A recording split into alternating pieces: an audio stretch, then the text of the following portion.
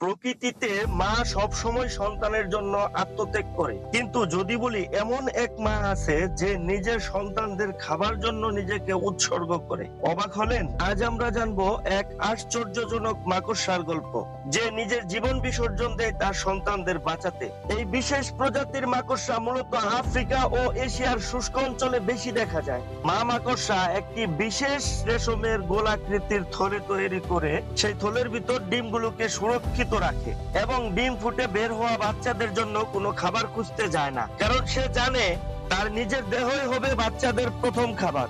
যখন মাকড়সার ডিম ফুটে বাচ্চা বের হয়, তারা প্রথমে মায়ের দেহে চড়ে বসে। মা তখন তার শরীরের ভিতরের তরল অংশ ধীরে ধীরে গলিয়ে তাদের খাওয়ানো শুরু করে।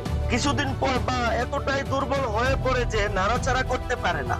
তখন বাচ্চারা দল বেঁধে মাকে খেয়ে ফেলে। হ্যাঁ, শুনতে অবিশ্বাস্য লাগলেও এটাই সত্যি। এভাবে মা তার জীবন উৎসর্গ করে যেন বাচ্চারা শক্তিশালী হয়ে নতুন জীবন শুরু করতে পারে। আপনার কি কখনো মনে হয়েছে মানুষ ছাড়া অন্য প্রাণীদেরও এত ভালোবাসা থাকতে পারে? আপনার মতামত কমেন্টে জানাতে ভুলবেন না।